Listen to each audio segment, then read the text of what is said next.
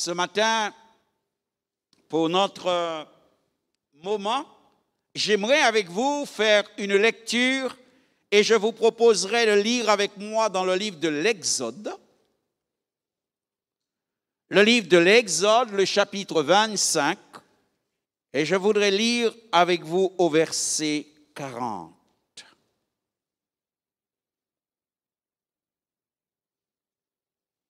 C'est le dernier verset du chapitre.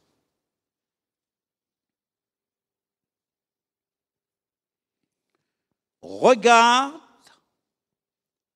et fais d'après le modèle qui t'est montré sur la montagne. Amen. Très tôt dans la relation entre Dieu et son peuple, ceux qu'il avait choisis pour être son peuple, vient cette instruction. Et Dieu prend soin dans un moment précis de dire à son serviteur, regarde. Ce qui est un appel à lui demander son attention. Regarde, dit-il, et fais d'après le modèle qui t'est montré. On ne peut pas faire, on ne peut pas imiter, on ne peut pas reproduire ce qu'on a vu, ce qui nous a été donné comme modèle, si nous n'avons pas regardé avec attention. Car il faudra retenir. Il y a des choses qu'il faudra retenir, des choses dont il faudra se souvenir. Et ce matin, c'est sur cette pensée que je veux que nous puissions méditer. Fais d'après le modèle. Fais pour que ce que tu vas faire ressemble au modèle que je t'ai montré. Quel enseignement pouvons-nous tirer d'une telle parole? Premièrement, cela nous montre combien il est important de comprendre que celui qui donne le modèle, c'est Dieu. Celui qui donne le modèle, c'est Dieu. Et si Dieu, dans sa relation avec l'homme, juge utile de lui donner un modèle, c'est parce que cela est important. Cela est important pour Dieu, mais cela est aussi important pour l'homme.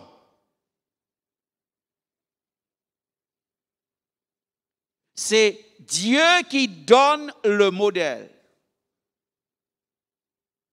Donc, par conséquent, nous sommes appelés à nous dire que Dieu veut bien des choses, mais il ne veut pas n'importe quoi. Il lui dit, tu feras d'après le modèle que je t'ai montré. Cela, bien-aimé, ce n'est pas seulement une parole dite comme cela. Cela, c'est un principe. Écoutez-moi bien. C'est un principe biblique que nous allons retrouver dans toute la parole de Dieu. Jusque dans l'Apocalypse, on va retrouver cette exigence de Dieu que le modèle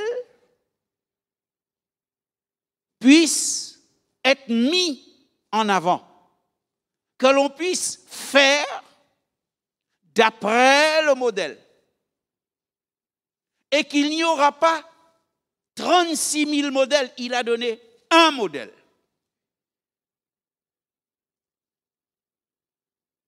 Et cela de manière à ce que chacun ne fasse pas à sa manière. Par exemple, lorsque Adam et Ève ont péché, Dieu va leur donner un modèle de sacrifice qu'il va accepter. Lorsque Adam et Ève vont avoir des enfants, ils vont instruire les enfants sur le type de sacrifice que Dieu veut. Et vous verrez que Caïn et Abel vont offrir leur offrande dans le même moment, et que Dieu va accepter l'offrande d'Abel et pas celui de Caïn. Pourquoi? Lorsque vous étudiez les Écritures, c'est parce qu'il n'était pas selon le modèle. Dieu est très exigeant, je dis bien, très exigeant sur l'importance que nous donnons au modèle. Jésus, c'est un ami. Jésus, c'est un confident, mais il n'est pas cool du genre que nous croyons. Parce qu'un ami cool, c'est, bon, pas de problème entre nous.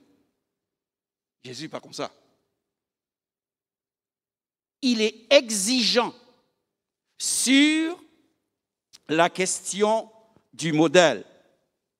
Et bien aimé, dans la vie, il est nécessaire à tout être humain de se référer à quelque chose ou à quelqu'un. Se référer à quelqu'un, c'est recourir à cette personne pour chercher son avis, car cette personne fait autorité. Cette démarche suppose aussi la pensée que la personne à laquelle on se réfère est un modèle et un exemple. Vous avez un modèle? Il ne faut pas que ça soit un modèle.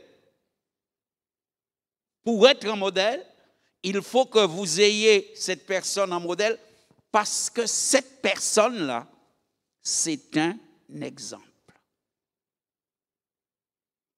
Pour les personnes qui sont de ma génération, les parents nous disaient toujours, ce sont les grands qui servent de modèle aux petits. Et c'est pourquoi ils étaient sévères avec les grands, ne leur permettaient rien parce qu'ils disent, si vous marchez koshi, ça qui va venir derrière vous marcher koshi. Donc, c'est très important d'avoir des modèles dans bien des domaines de la vie et dans beaucoup de disciplines, je dirais. Il y a des référents qui servent de modèle. Mais je veux m'arrêter seulement sur l'aspect plus spirituel ou familial avec vous. Et je vous dirai, vous avez besoin, dans le domaine spirituel, vous avez besoin d'un modèle. Qui est ce modèle?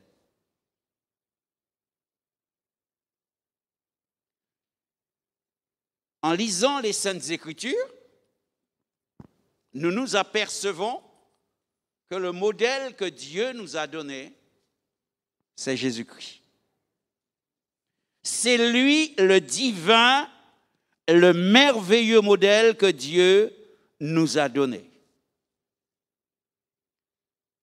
Mais dans cette vie, nous pouvons aussi avoir d'autres personnes comme modèle. Je m'explique. L'apôtre Paul va un jour dire ceci pour montrer combien pour lui la chose était importante, il dira aux chrétiens, dans 1 Corinthiens 11, 1, « Soyez mes imitateurs comme je le suis moi-même de Christ. » C'est-à-dire, voyez l'importance de la chose. Lui, son modèle, c'est Christ. Et lui, il décide de tellement bien suivre Christ qu'il pourra être un modèle pour les chrétiens. Et il le leur écrit, « Soyez mes imitateurs. Vous voulez plaire à Christ, alors faites comme moi. Vous voulez que le Seigneur soit satisfait, alors imitez-moi. » Il est une référence. Bien-aimés, vous pouvez être marié et votre conjoint peut être quelqu'un qui, excusez-moi l'expression, qui marche tout à fait à côté. Vous savez, j'aime les expressions créoles, j'allais dire quelque chose, mais je ne veux pas choquer. Mais ce n'est pas parce que votre conjoint marche de travers que vous ne devez pas marcher bien. Vous devez être, Paul dit, soyez mes imitateurs. Vous savez, des fois, il y a des couples dans l'école, les choses ne vont pas. Et les gens aimeraient changer les gens. Si vous regardez les Écritures, Dieu ne nous invite jamais à faire ça. La dame voudrait changer son mari, le mari voudrait changer sa femme. Non. L'apôtre Pierre dit, ayez une conduite chaste, réservée, paisible, afin que ceux qui n'obéissent pas à la parole soient gagnés sans parole, mais par la conduite de leur femme. Un modèle pour la personne. Un modèle. Vous êtes entre vous dans une fratrie. C'est à vous de décider, quel que soit comme ils vivent, vous voulez être un exemple.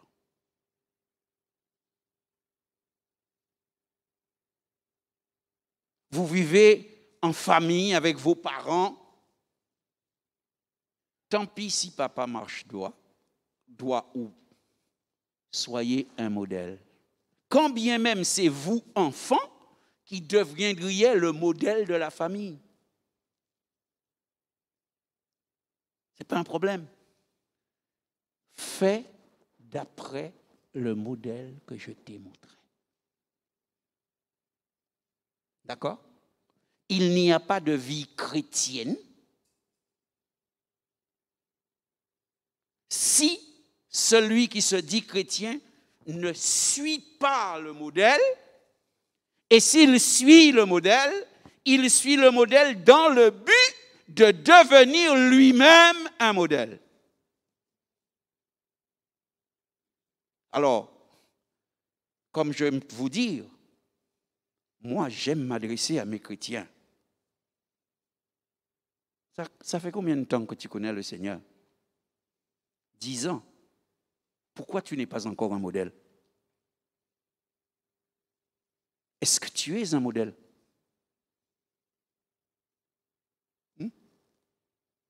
Parce que peut-être ça n'a jamais été ton ambition. Mais c'est la plus belle des ambitions que tu puisses y avoir en tant que croyant, c'est de suivre correctement le modèle pour devenir le modèle pour les autres. Pas le modèle d'une personne, mais le modèle pour les autres. Essayons de voir comment cela est possible. Qui a été notre modèle? Notre modèle, c'est le Seigneur Jésus. La Bible nous dit de lui un certain nombre de choses que je voudrais que nous puissions prendre en considération. Dans l'évangile de Jean, le chapitre 3 et le verset 5, la Bible dit Jean, le chapitre 3 et le verset 5, Jésus répondit, en vérité, je te le dis. Si un homme ne naît d'eau et d'esprit, il ne peut entrer dans le royaume de Dieu. Dans Matthieu, le chapitre 3 et le verset 15,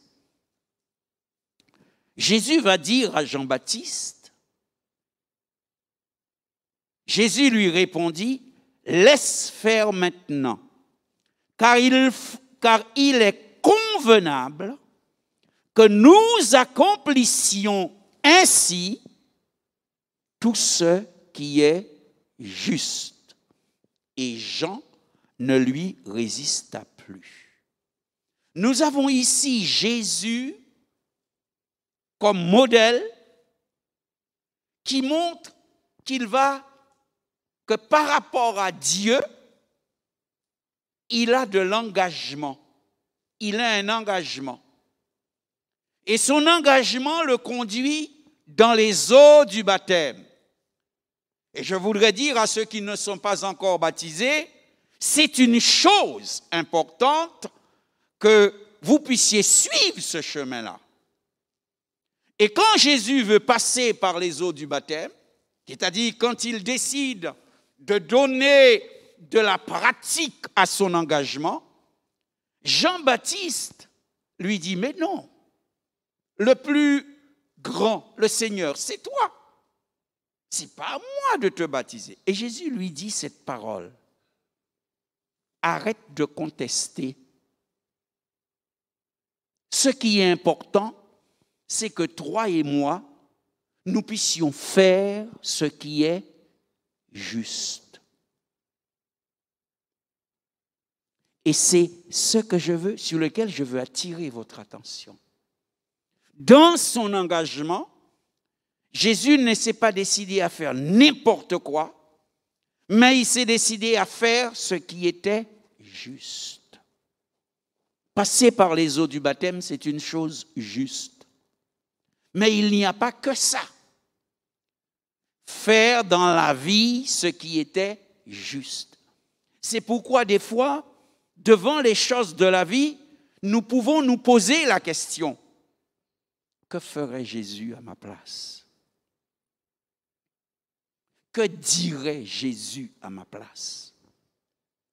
Quelle décision il prendrait? Vous savez, on est dans des situations des fois où on a envie de laisser monter ce qui est en nous et d'un petit peu montrer qui on est. Mais ce qu'il nous faut, de ne jamais oublier, nous suivons le modèle. Donc, devant cette situation-là, il faut réagir comme le modèle. Il faut réagir comme le modèle. Il faut penser, mais comment le modèle penserait? Que dirait le modèle? Que ferait le modèle? Mon modèle à moi, c'est-à-dire Jésus. Lui, il s'est engagé à accomplir ce qui est juste. Dans l'évangile de Luc, le chapitre 3 et le verset 21, la Bible nous dit quelque chose d'extraordinaire encore.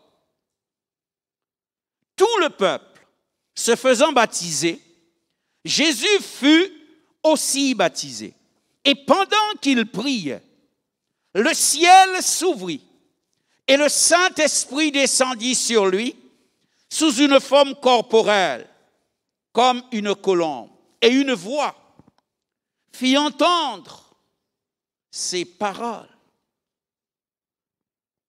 Tu es mon fils bien-aimé, en toi j'ai mis toute mon affection. Qu'est-ce que ça nous dit? Puisque Jésus est notre modèle. Ça nous montre que le Père a approuvé la décision de Jésus. Et non seulement il reçoit l'approbation du Père, Mais il nous est dit, il la reçoit de deux manières. Le Saint-Esprit viendra sur lui et le Père témoignera. Et donc, nous également, dans notre engagement avec Dieu, chacun doit rechercher, doit s'attendre, doit croire que Dieu puisse l'approuver de ces deux manières-là. Il est du dessein de Dieu. La Bible dit que Dieu donne le Saint-Esprit à ceux qui lui obéissent. Jésus a obéi et Dieu lui a donné l'Esprit. En obéissant, il a fait une chose juste. C'est-à-dire, ce n'est pas seulement l'acte qui était juste. C'est l'état de cœur et l'état d'esprit avec lequel il l'a fait. Nos sentiments intérieurs, notre état intérieur, c'est toujours ce qui donne la valeur à ce que nous faisons. Car on peut faire des choses qui paraissent bien, mais avec un mauvais état d'esprit. C'est pourquoi ce qu'il a fait était juste, pas seulement dans l'acte, mais dans l'état de cœur, dans la façon de... Et c'est pourquoi, parce que c'est fait comme ça, Dieu va approuver et lui donner le témoignage, je suis, moi, ton modèle, je suis d'accord avec toi. Il faut que notre modèle, qui est Jésus-Christ, soit d'accord avec ce que nous faisons. Il faut que notre modèle nous dise, OK, tu as bien fait. Cherchez à faire selon le modèle. C'est une chose très importante. La Bible nous dit encore, concernant Jésus et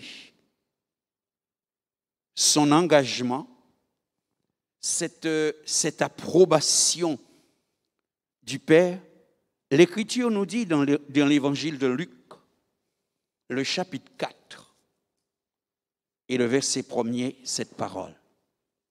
4. Évangile de Luc, le chapitre 4 et le verset 1er.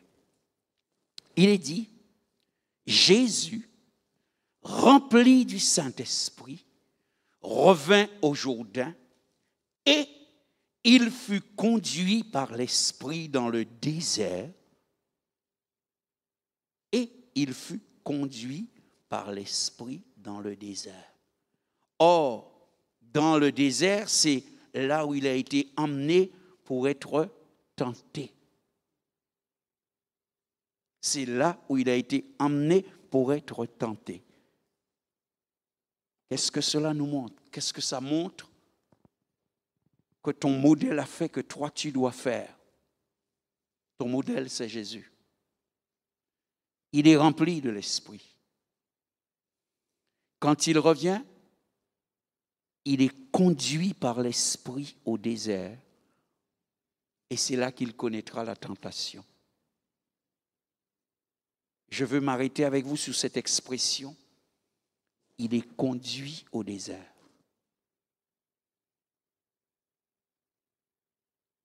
Lui, le modèle, il était soumis à ce que l'Esprit lui dictait.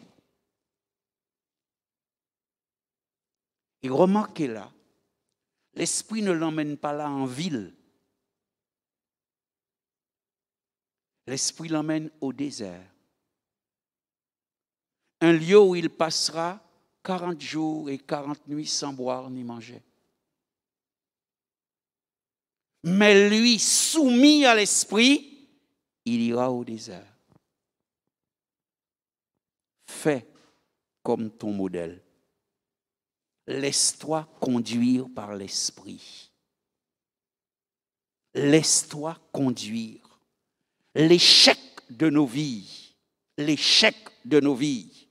nos déboires spirituels sont simplement notre désobéissance à l'Esprit.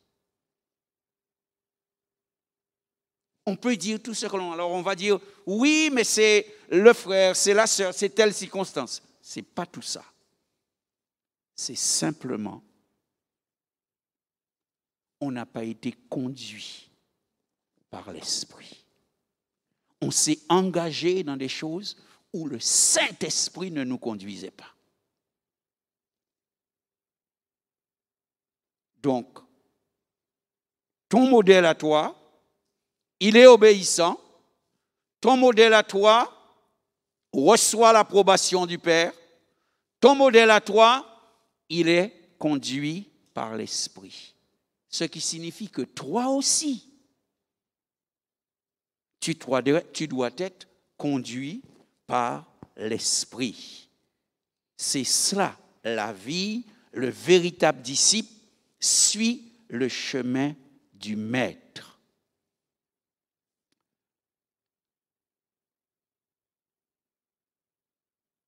Je veux encore donner 2 ou 3 pensées sur la prédication. Je crois que j'ai encore le temps.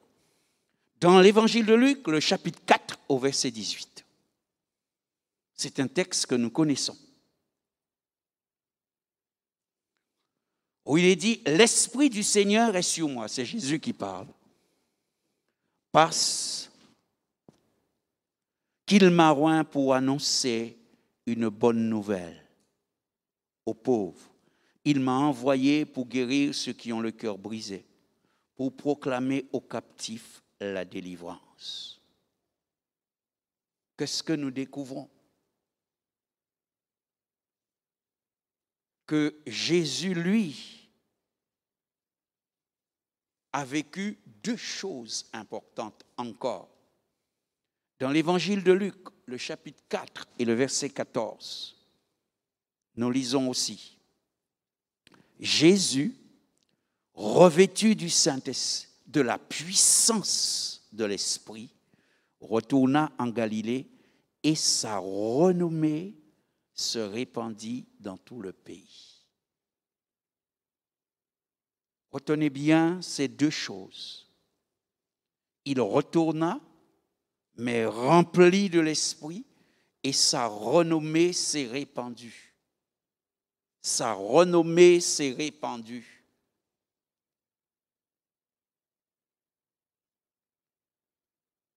Cela nous enseigne que c'est bien le contraire. Des fois, nous avons beaucoup de gens, ce qui fait leur renommée, c'est le mal qu'ils font. Ils font leur renommée, en tant que chrétiens je parle, ils font leur renommée par leur péché. Le mal qu'ils font fait qu'ils sont connus.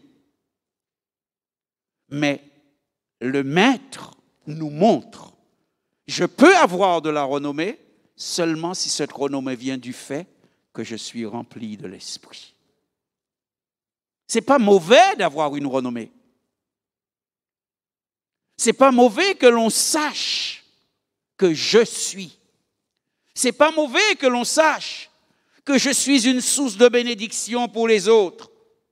Ce n'est pas mauvais que l'on sache, ce n'est pas de l'orgueil que l'on sache que je suis un modèle, pourvu que cette renommée soit l'action de l'Esprit dans ma vie. C'est le résultat. OK? Votre maître, votre modèle, voilà ce qui faisait sa renommée. Toi aussi, tu dois avoir une renommée. Tu dois être connu. L'on doit savoir que tu ne peux pas indéfiniment rester une personne anonyme. Alors, où est l'œuvre de l'Esprit en toi?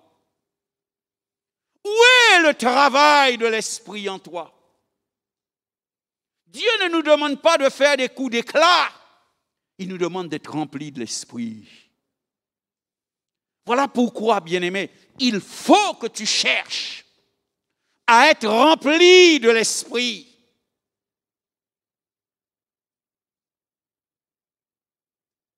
C'est une nécessité, c'est indispensable. Dans l'autre texte, au verset 18, il nous est dit, Jésus lui-même dit, le Père m'a oint, c'est-à-dire il m'a rempli de l'Esprit, pour que je puisse, dit-il, annoncer une bonne nouvelle aux pauvres. Il m'a envoyé pour guérir ceux qui ont le cœur brisé, pour proclamer aux captifs la délivrance et aux aveugles le recouvrement de la vue, etc. Est-ce que cela nous enseigne? Mon modèle à moi était un outil pour libérer les captifs du diable. Mon modèle à moi, il était un outil. De par ce qu'il avait reçu, c'est pas seulement une renommée qu'il avait, mais de par ce qu'il avait reçu, il était devenu un outil pour libérer les captifs des ténèbres. Et voilà ce que toi et moi, nous sommes appelés à être. Les chrétiens ont toujours pensé, certaines fois, que le pasteur doit être un modèle. Les anciens doivent être un modèle. Ceux qui jouent là doivent être un modèle. Les chants doivent être un modèle. Les chœurs doivent être un modèle. Mais ce n'est pas la pensée de Dieu. La pensée de Dieu, c'est que chacun de nous, nous devons être un modèle. Chacun. Et nous devons être des modèles, pas pour une personne, mais pour tout le monde.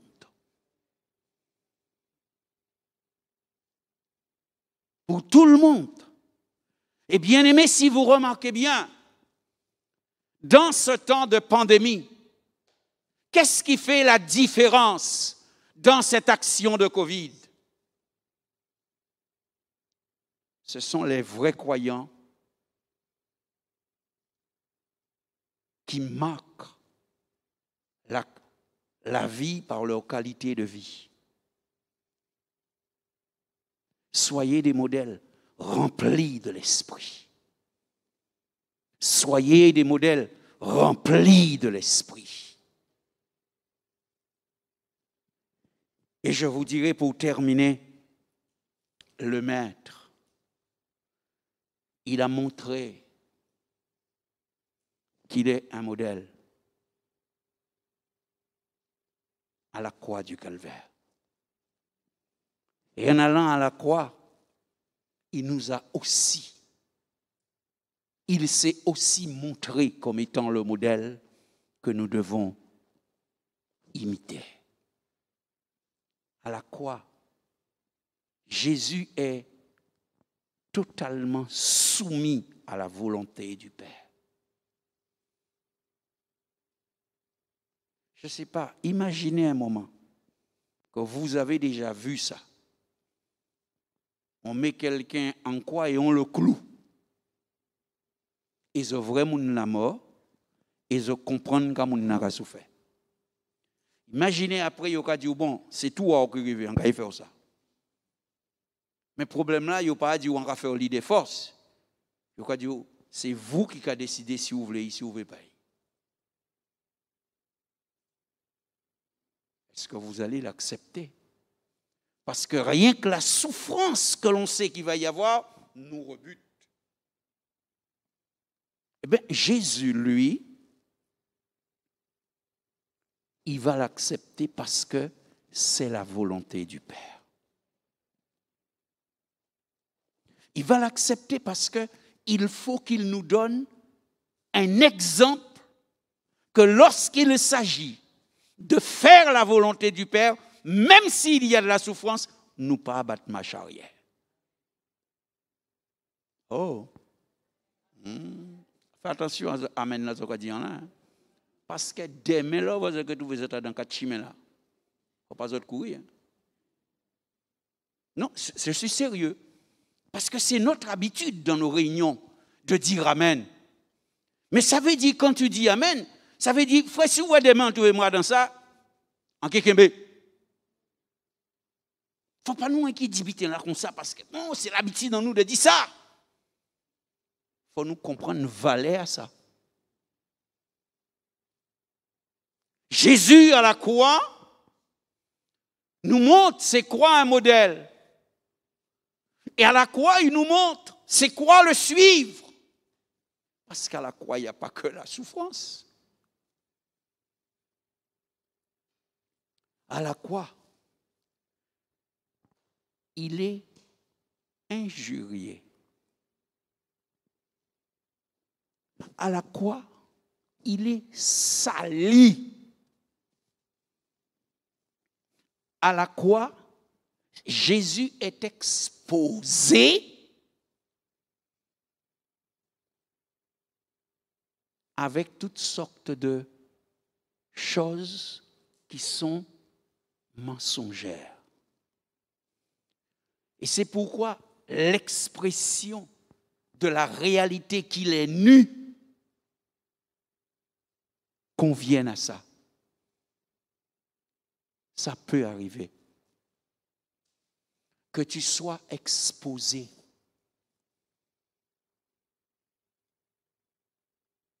On t'a jugé, mais on n'a pas pu te condamner. Ton innocence est là, mais personne ne veut croire. Ta personne, ta réputation, ta vie, ton passé, ton avenir, tout est touché.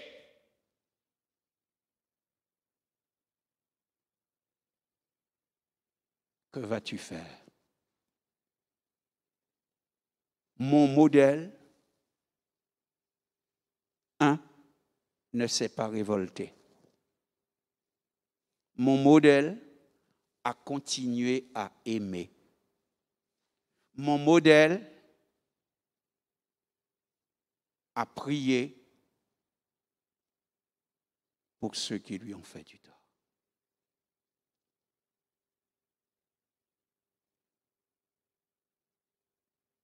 Quand nous disons que Jésus est notre modèle, il nous faut être conscient de ce que nous disons. Pourras-tu aller à la croix avec lui? Si demain il faut passer par un chemin qui ressemble au chemin de la croix, c'est terrible. Jésus avait une foule et il avait les 12 qui étaient, d'ailleurs il leur dit, je ne vous appelle plus serviteurs, vous êtes mes amis. Mais quand est venue l'heure de la croix, tout le monde est parti, il s'est retrouvé seul. Si demain tu te retrouves dans une situation semblable, ceux sur lesquels tu comptais t'ont déchiré l'épaule et tu les cherches, ils ne sont pas là. Pourras-tu, comme ton modèle, continuer à croire en la justice de Dieu? Pourras-tu, comme ton modèle, rester dans la paix? Pourras-tu, comme ton modèle, continuer à aimer? Parce que tout te dit, c'est mon naissance qui attend. Mais le modèle dit, continue à aimer.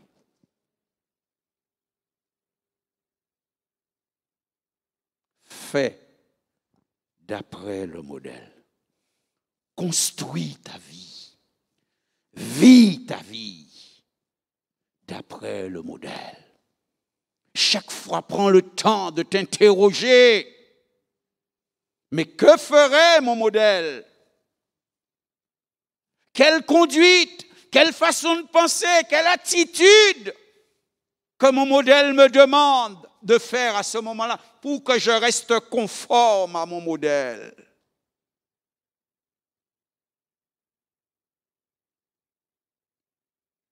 Bien-aimé, c'est ça la beauté de la vie et de la vie chrétienne. C'est ça sa beauté. Parce que nous parvenons à faire quelques pas avec le Maître sur le chemin de la croix. L'apôtre Paul disait aux chrétiens, ce qui manque aux souffrances de Christ, pour vous, je l'achève en ma chair. Ce qui signifie, je souffre pour que vous puissiez devenir meilleurs. Ça peut arriver que vous ayez à souffrir pour que les autres deviennent meilleurs. Décidez d'être, décidez d'avoir votre modèle, décidez d'être le mieux possible conforme à votre modèle, mais décidez également d'être le modèle. Tant pis si on n'est pas d'accord avec vous. Tant pis si on prend pour un couillon. Tant pis. Vous savez, je vous dirai les souffrances que j'ai connues sur le plan personnel dans ma vie sont les fois où j'ai pas su rester comme le modèle.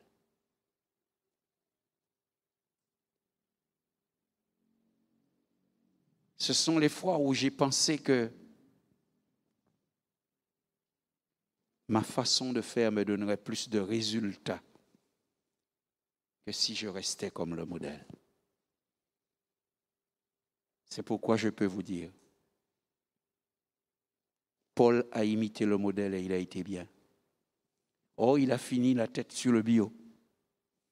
Pierre a imité le modèle, mais il a fini pendu tête en bas. Mais remarquez une chose. Le Saint-Esprit continue à rendre témoignage d'eux dans les Écritures. Remarquez bien cela.